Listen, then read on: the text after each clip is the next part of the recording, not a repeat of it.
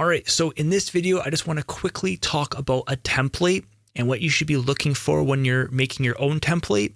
Okay, so I have been making beats for many, many years. All right, and what I discovered in my early years, I was like, oh, you can make templates? Wow. And I thought, I'm going to make this super big template. You have all these plugins open. You have all, like, for example, it was at a time where I was creating a lot of albums. So I was creating, for verse one vocals, verse two vocals, and it got big. Like, I think I had up to like 40 or 50 inserts, all color coded, all tons of effects. But do you know what?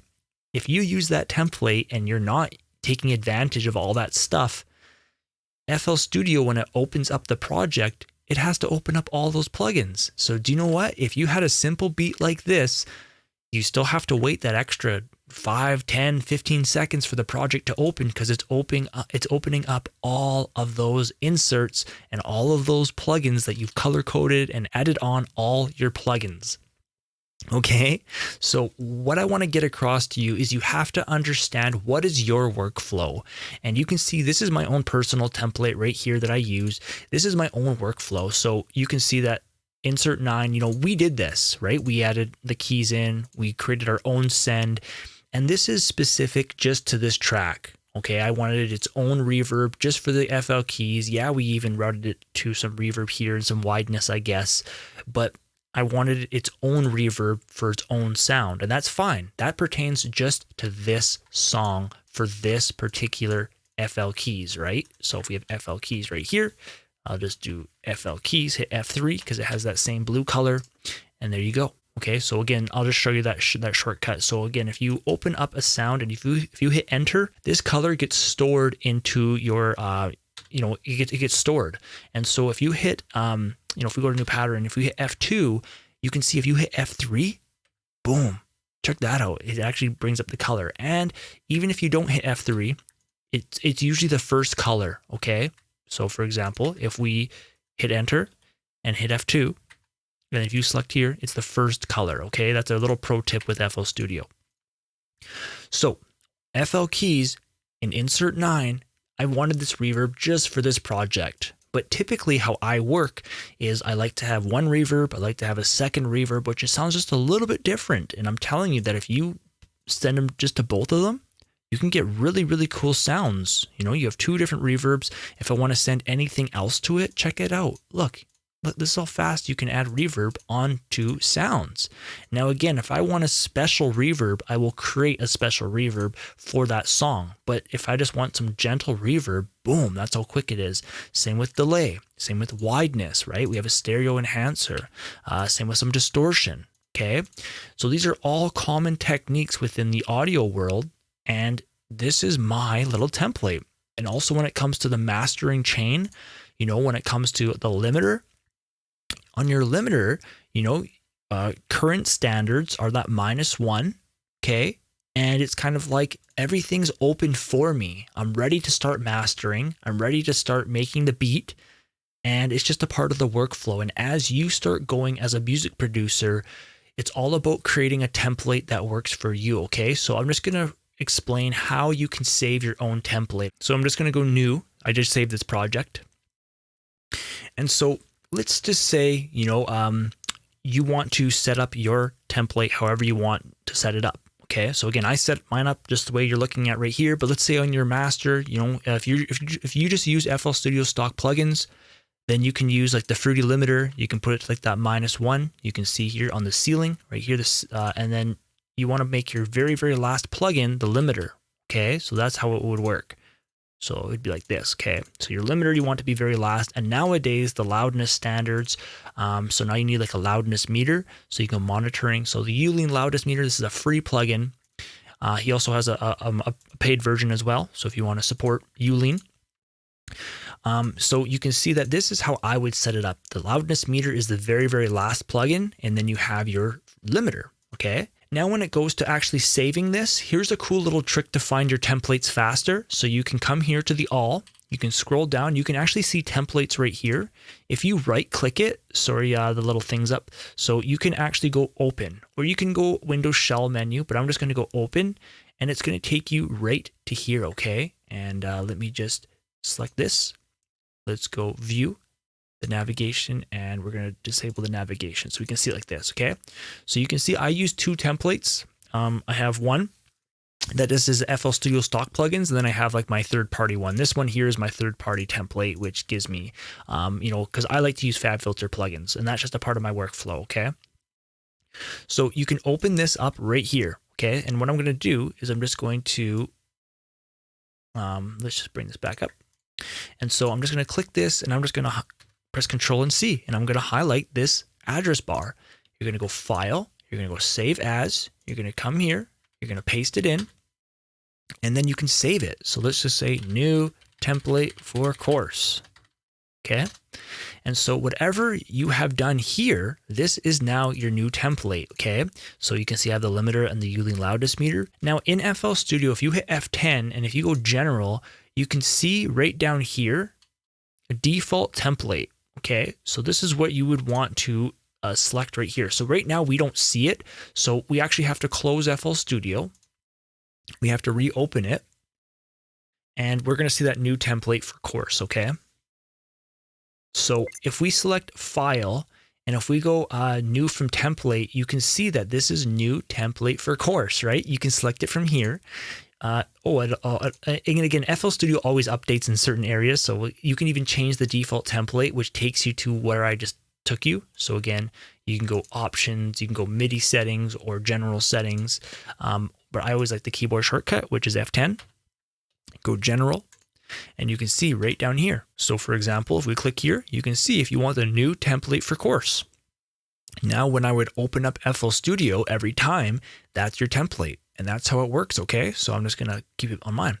And so again, I just want to advise you that when you are creating a template, my suggestion is to keep it super lightweight, okay? Because again, you have to remember when you are opening up your projects and you've made a super heavy template, it can actually work against you. And so as you can see, when I go to make my beat, if I add in my drum, if I add in snares, right, then what's going to happen is I'm going to add these to the mixer. Okay, now I get to decide, do I want to open up an EQ? Do I want to open up a compressor? And yes, it's nice if you could save yourself a step and have some EQs and compressors already set up. Maybe if you want to set up like your first 10 or something like that, with EQs and compressors, you can do that. But I'm just saying that over my years of making beats, what I discovered was I just found a lightweight template was way more enjoyable than a super heavy one.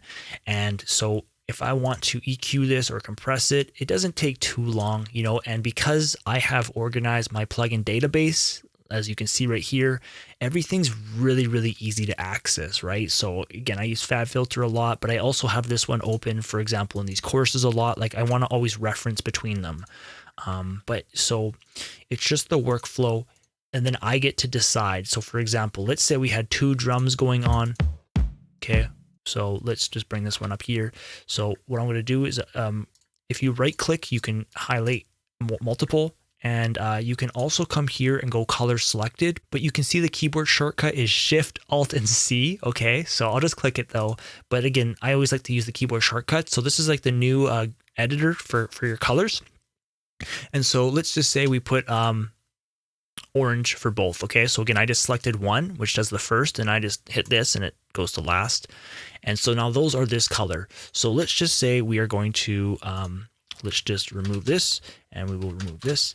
And I'm going to click here and go Control, Shift, and L. That's the keyboard shortcut, right? So let's Control, Shift, and L. Now what I would do is, let's say I want this drum to have like a sub. All right, so I'm going to hit F2 and I'm just going to put kick sub. I usually like to write in capitals. We can hit F3 for that same yellow color, or again, you can select it. It will be right around here, okay? So let's hit enter. Now let's say this kick sub, so what a kick sub is one insert controls 2 faders, okay?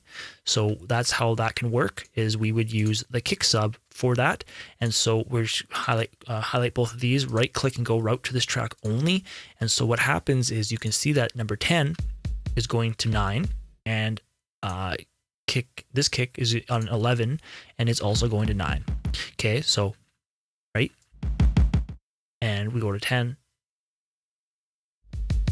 Okay, so in other words, we just created a kick sub. So what I'm saying is if I'm making my beats, many times I will create like a kick sub. It allows me to process them individually, but then maybe I want to put maybe some light compression on the kick sub or whatever I want to do.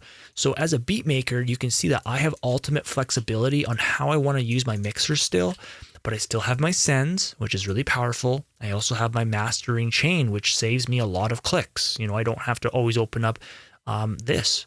All right, and you know, I just have a little bit of light compression going on when I'm making the beat. It makes the mixing a little bit easier.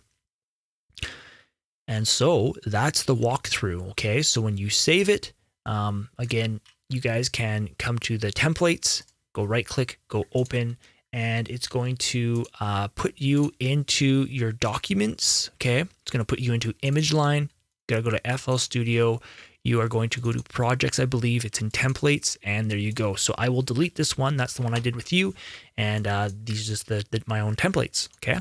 So again, when it comes to a template, my highest suggestion is don't make it heavy.